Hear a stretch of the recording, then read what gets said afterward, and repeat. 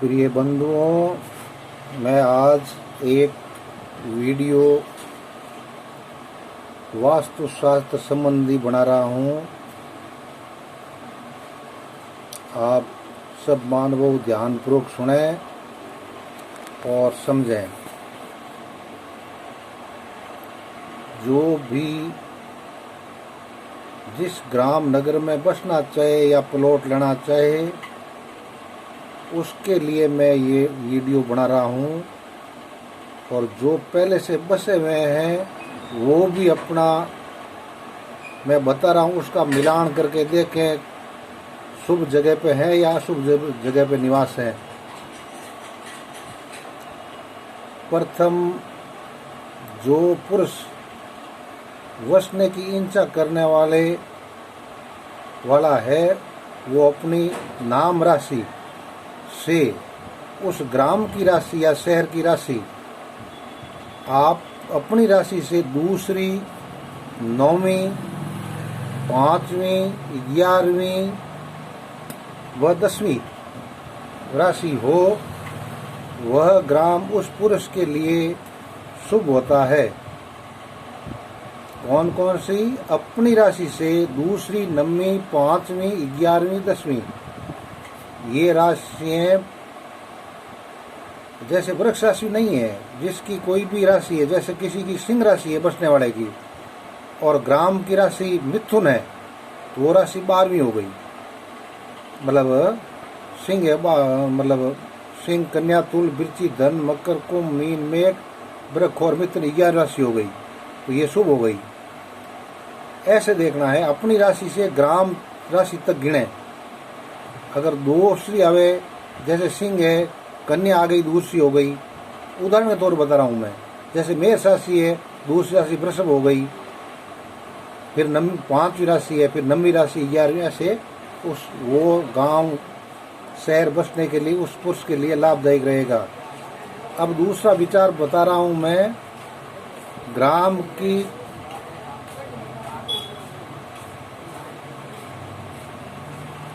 वर्ग के हिसाब से बता रहा हूँ, फल कैसा देगा।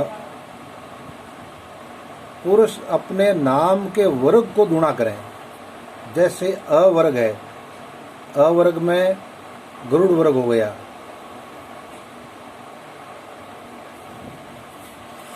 अलग अलग वर्ग है। क वर्ग में मांजरा यानी बिल्ली हो गई। च वर्ग में सिंह, शेर हो गया। ट वर्ग में श्वान हो गया और त वर्ग में सर्प हो गया। प वर्ग में मूषक हो गया। य वर्ग में मृग हो गया और स वर्ग में मेष यानी भेड़ हो गई। ये 8 वर्ग होते हैं। प्रथम वर्ग गरुड़ है, दूसरा माजरा, तीसरा सिंह, चौथा श्वान, 5वां सर्प और 6ठा मूषक, 7वां मृग, 8वां मेष। ये वर्ग हो गए। अब हमको देखना क्या है, अपने वर्ग को, अपने वर्ग जैसे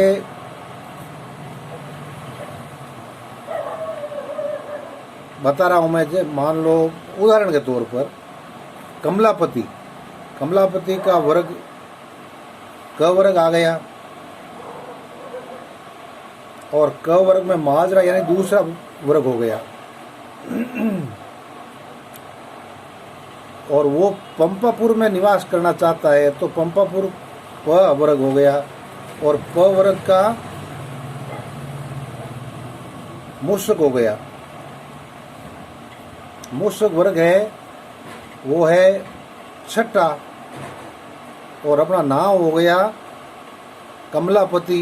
राशि हो गई, राशि नहीं गिनना, यहाँ से वर्ग गिनना है। तो राशि मतलब वर्ग हो गया मांजरा और मार्जा मतलब बिल्ली, ये दूसरा वर्ग हो गया। अब आपको करना क्या है, पुरुष के वर्ग को गुणा करें। इसका 2 हो गया, 2 और 2 हो गया 4। उसमें ग्राम वर्ग यानी गांव का वर्ग 6 हो गया, तो 6 जोड़ें। 6 जोड़ने से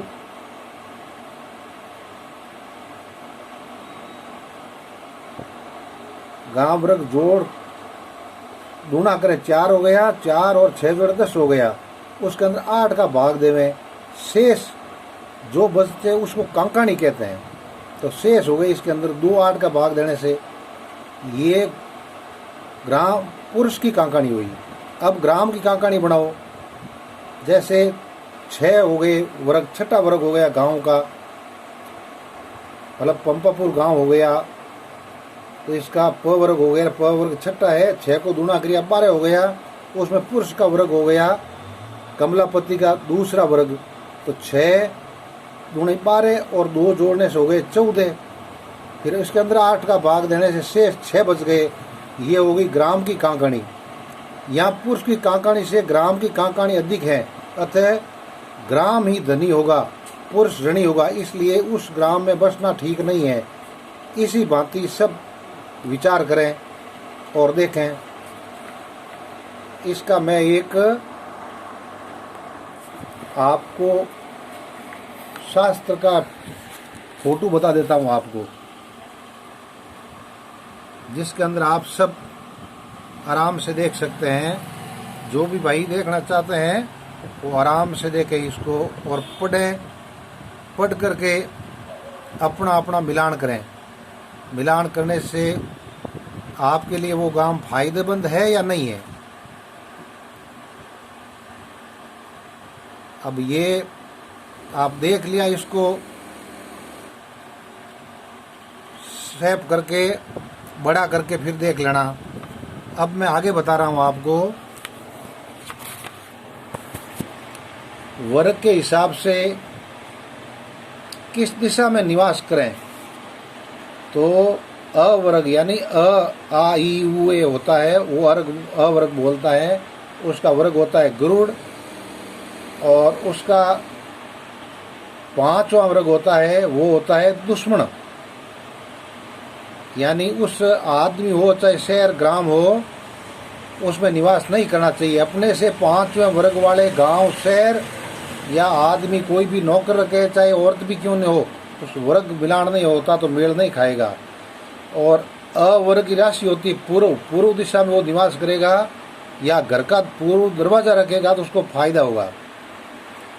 फिर हो गया क वर्ग, और क वर्ग के लिए क वर्ग का माजरा यानी बिल्ली है, और बिल्ली और मुश्क के बैर है, तो अपने से 5 वर्ग मुश्क हो गया।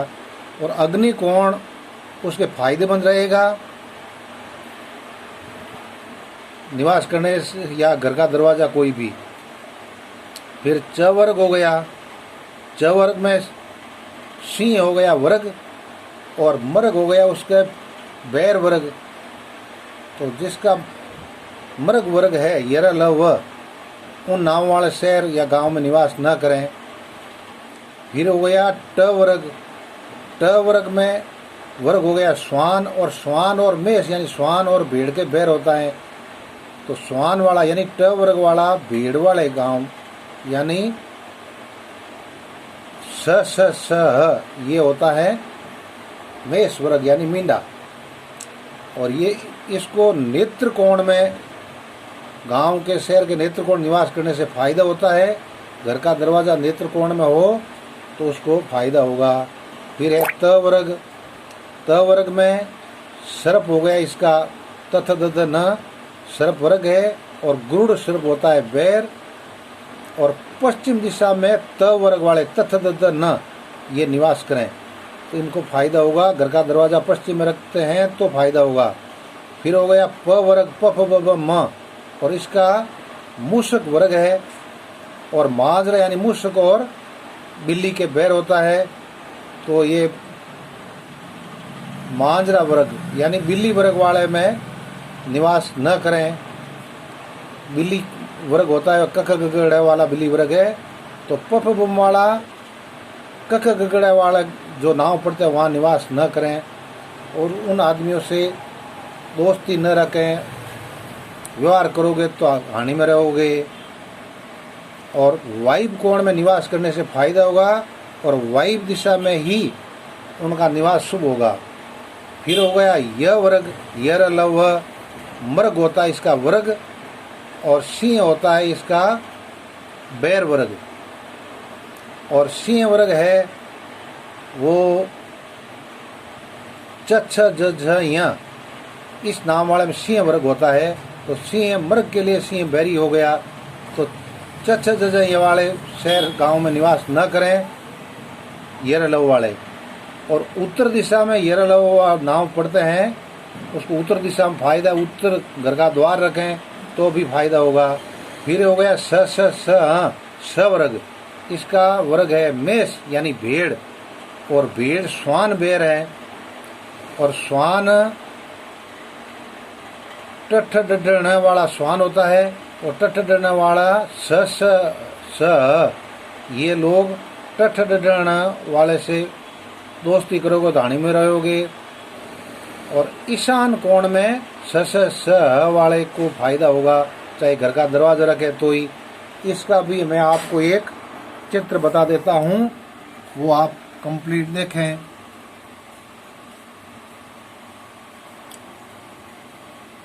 और अपना निर्णय करें खुद।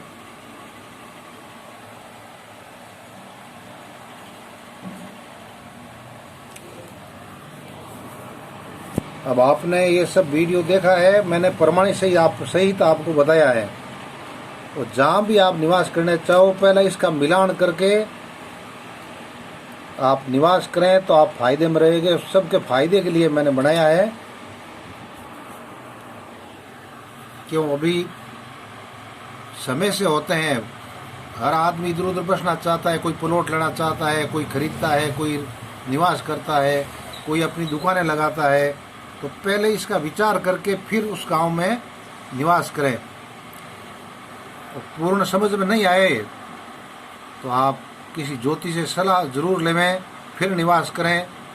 जय हिंद, जय भारत, जय परशुराम, जय गुरुदेवाय, जय सिया राम।